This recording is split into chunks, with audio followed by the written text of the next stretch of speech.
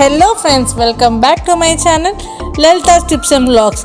ఈరోజు నేను మంచి ఎమ్మీ రెసిపీతో మీ ముందుకు వచ్చేసానండి. స్కూల్స్ అయితే స్టార్ట్ అవ్వబోతున్నాయి కదా, పిల్లలకి రెగ్యులర్గా కర్రీస్ అలా చేసి పెట్టే బదులు ఇలా అప్పుడప్పుడు రైస్ చేసి పెడితే వాళ్ళు కూడా చాలా ఇష్టంగా తింటారు. ఆ రైస్ ఏంటో చెప్పేస్తాను, చూసేయండి. మిరియాల రైస్, అదే అండి పెప్పర్ రైస్ అండి. అది ఎలా చేయాలి, ఏమేమి ఇంగ్రీడియంట్స్ వాడతామో చూసేద్దాం. ముందుగా మిక్సీ జార్లో 1 స్పూన్ మిరియాలు అండ్ 1 స్పూన్ జీలకర్ర కూడా వేసుకొని ఫైన్ పౌడర్ చేసుకోవాలి. మరీ మెత్తగా కాదు, మరీ బరకగా కాదు, లైట్గా పౌడర్ అయితే చేసుకుందాం. చూసాను కదా ఎంత లైట్గా చేసుకున్నానో. స్టవ్ మీద కడాయి పెట్టుకొని 2 స్పూన్స్ ఆయిల్ అండ్ 2 స్పూన్స్ వచ్చేసి నెయ్యి అయితే వేసుకుంటున్నాను. నెయ్యి వేయటం వల్ల ఫ్లేవర్ కూడా చాలా కమ్మగా ఉంటుందండి. పిల్లలకు కూడా చాలా హెల్దీ. ఆయిల్ ఎక్కువగా వాడకుండా నెయ్యి వాడటం వల్ల చాలా మంచిది. సో నెయ్యి కరిగాక ఒక 2 స్పూన్ల పచ్చెనగపప్పు, 2 స్పూన్ల మినప్పప్పు వేసుకొని వేయించుకుందాం. ఇందులోకి 2 స్పూన్ల ఆవాలు కూడా వేస్తున్నానండి. ఇవి కొంచెం లైట్ గోల్డెన్ బ్రౌన్ కలర్లో వచ్చే వరకు వేయించుకుందాం.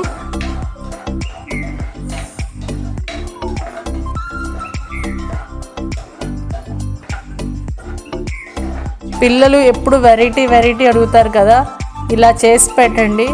వాళ్ళు కూడా బాక్స్ ఇంటికి వదలకుండా తీసుకొస్తారు. ఇవి కొంచెం గోల్డెన్ బ్రౌన్ కలర్లో వేగాక జీడిపప్పు కూడా వేసుకొని వేయించుకుందామండి.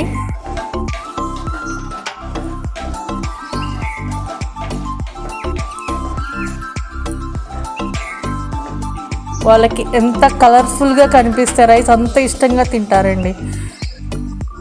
పిల్లలైనా పెద్దలైనా ఇలా అప్పుడప్పుడు ఒక స్పెషల్గా లంచ్ ఉంటే మాత్రం చాలా హ్యాపీగా ఫీల్ అవుతారు. బ్యాచిలర్స్కి ద బెస్ట్ రైస్ అయితే చెప్పుకోవచ్చు నేను.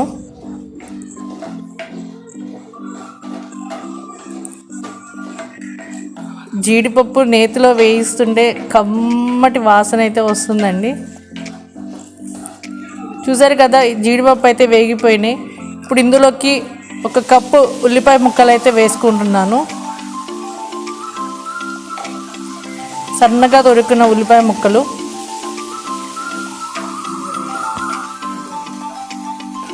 పెట్టుకొని వేయించుకుందామండి. లేకపోతే జీడిపప్పు అనేవి కొంచెం కలర్ అయితే చేంజ్ అయిపోతాయి.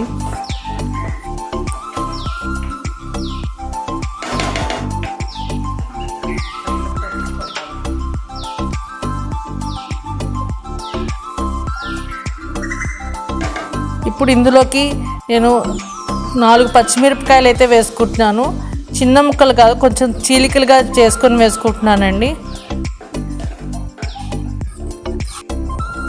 ఇప్పుడు ఇందులోకి 2 రెమ్మల కరివేపాకు కూడా వేసుకొని వేయించుకుందామండి. ఈ ఉల్లిపాయ పచ్చివాసన పోయే వరకు వేయించుకుందాం. ఇప్పుడు ఇందులోకి రుచికి సరిపడా ఉప్పు అయితే వేసుకుందాం.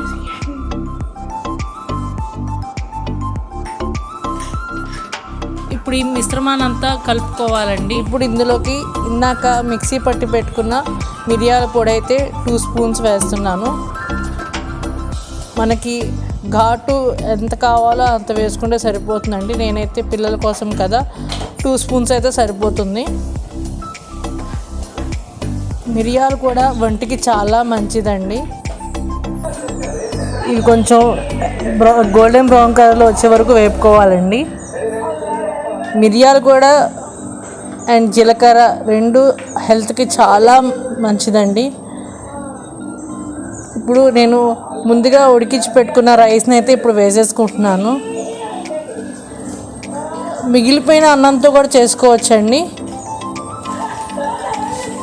రైస్ బాగా కాలుతుంది, సో నేనైతే వేసేసుకొని ఫ్లేమ్ అయితే లోలో పెట్టుకొని వేయించుకుందాం.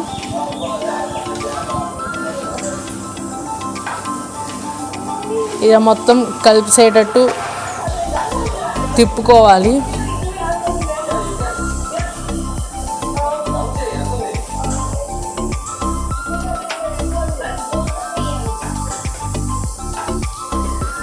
చూసారు కదా మొత్తం కలిసిపోయింది.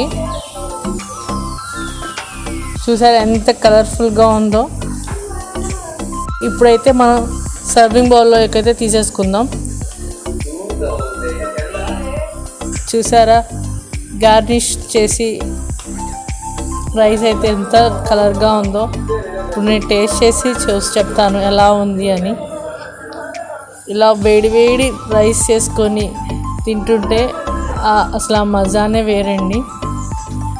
అయితే ఈ రైస్ చాలా బాగా నచ్చేసిందండి.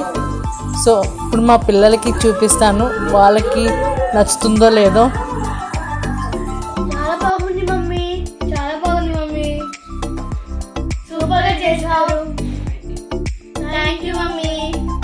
చూసారు కదా ఫ్రెండ్స్, ఈ రెసిపీ అయితే మా పిల్లలకి చాలా బాగా నచ్చింది. ఈ వీడియో కనుక మీకు నచ్చినట్టయితే లైక్ చేయండి, షేర్ చేయండి, కామెంట్ చేయండి, సబ్స్క్రైబ్ చేసుకోవడం మాత్రం మర్చిపోకండి. పక్కన ఉన్న బెల్ ఐకాన్ని క్లిక్ చేయండి. Bye friends, see you in the next video. Thanks for watching.